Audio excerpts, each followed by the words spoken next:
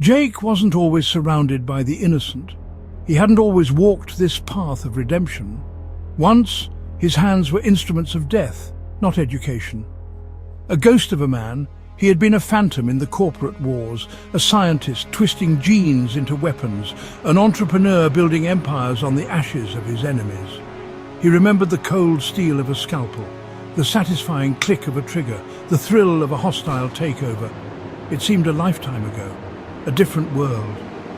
That world was gone, consumed by greed and its own destruction. Now all that remained was a wasteland where towering ferns kissed the sky and monstrous insects ruled the air. His past was a chilling reminder of humanity's capacity for destruction, a darkness he couldn't outrun. He carried it with him, a burden and a reminder, as he led his young charges across the ravaged landscape. Earth was a canvas painted anew. Gone were the concrete jungles and steel forests. In their place sprawled boundless meadows, choked with vines thicker than a man's torso. Giant mushrooms, glowing with an eerie luminescence, dotted the landscape, casting long, dancing shadows. Insects no longer relegated to the fringes were the new apex predators. Butterflies, their wings spanning several feet, flitted among the blossoms. Beetles the size of hounds scuttled through the undergrowth, their iridescent carapaces reflecting the filtered sunlight. The air, once thick with exhaust fumes, was now alive with the buzzing of wings, the chirping of crickets, the rustling of unseen creatures. It was a world both beautiful and terrifying, where life had found a way to thrive in the ruins of human folly. Jake, despite the constant threat lurking around every corner, found a strange solace in this primal chaos. It was a clean slate, a chance for redemption, a world where his past sins seemed less significant in the face of nature's raw power. His charges, a motley crew of children ranging in age from 6 to 16, were his reason for being.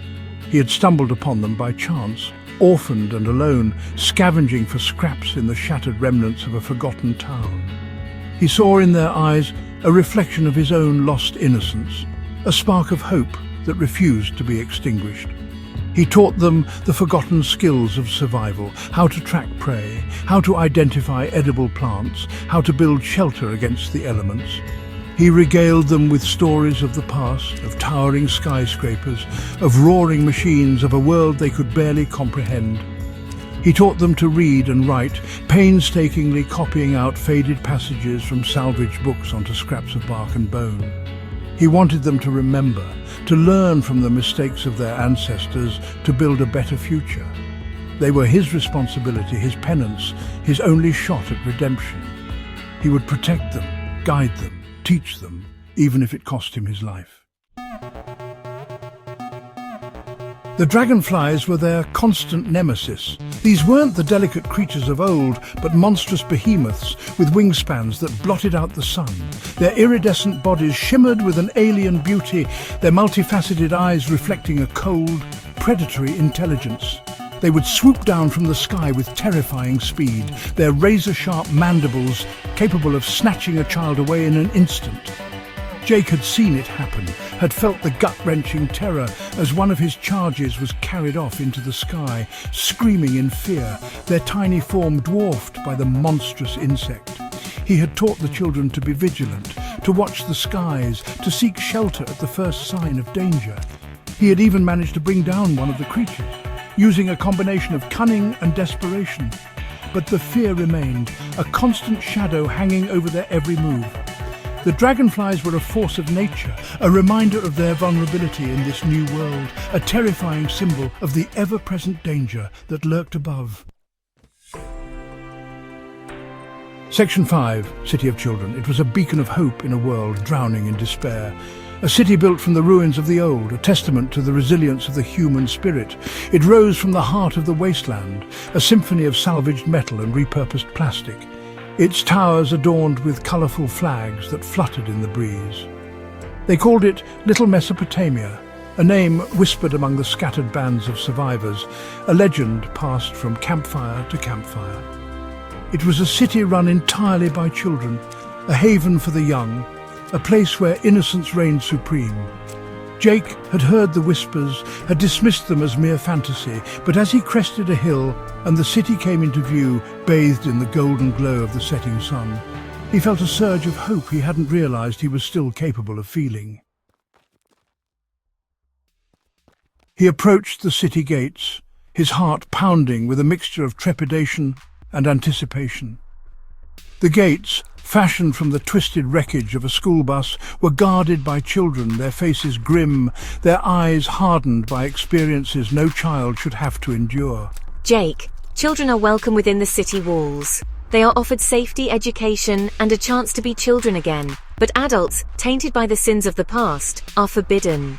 They represented the greed, the violence, the destruction that had brought the world to its knees. I mean no harm, I'm here to help. Please listen to me. But his words fell on deaf ears. He was an adult, and that was enough. They refused him entry, but allowed the children to choose their fate. The children, torn between their loyalty to Jake and the promise of safety, looked to him with pleading eyes. He knew what he had to do. Go on. Enter the city. Embrace the hope it offers, even if it means leaving me behind. He stood outside the gates, a lone sentinel, his gaze fixed on the city that shimmered like a mirage in the distance. He refused food and water, his only sustenance the hope that he could somehow prove his worth. He would show them that not all adults were monsters, that some still carried the embers of redemption within their hearts. Days turned into nights. The sun beat down on him with merciless intensity, and the cold desert air chilled him to the bone. Still he remained, unmoving, his resolve hardening like steel tempered in fire. He would not be swayed, would not give up, would not break his vigil. On the seventh day, as the first rays of dawn kissed the horizon, the city gates swung open.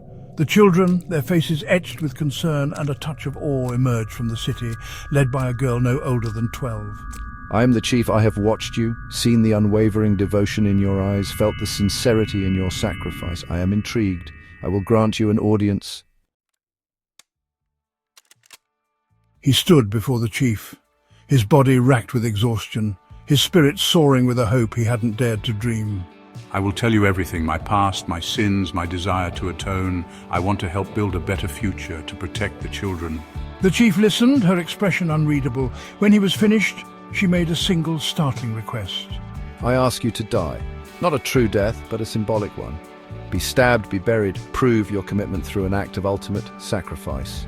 Without hesitation, he agreed. He was led to the center of the city where a hush fell over the assembled children. He knelt, closed his eyes and surrendered himself to their judgment. He felt the prick of a blade, the searing pain, the cold embrace of darkness. Then, just as suddenly, he was bathed in light. He opened his eyes to see the astonished faces of the children, their eyes wide with wonder and fear. He rose from the ground, his body whole and unharmed, his mind ablaze with visions of the future. I see prophecies, trials and tribulations, hope and despair. I see a world reborn, a future where humanity can once again thrive. Word spread like wildfire across the wasteland. The prophet of Little Mesopotamia, they called him, the man who had cheated death, the bearer of hope in a world starved for it. Children flocked to the city, drawn by the promise of his wisdom, his guidance, his ability to perform miracles. He became a symbol of a new beginning, a beacon of light in the darkness. He taught the children, mentored them, helped them to rebuild their shattered world. He showed them that even from the ashes of destruction, hope could bloom. But Jake knew that his journey was far from over. The prophecies he had seen were not set in stone. They were warnings, possibilities, glimpses of a future that was still being written. He knew that the wasteland held many more secrets, many more dangers. He knew that the choices they made now would determine the fate of humanity. And he knew that he had a role to play, a destiny to fulfill, a world to help rebuild. He was the prophet of the wasteland, and his journey had just begun.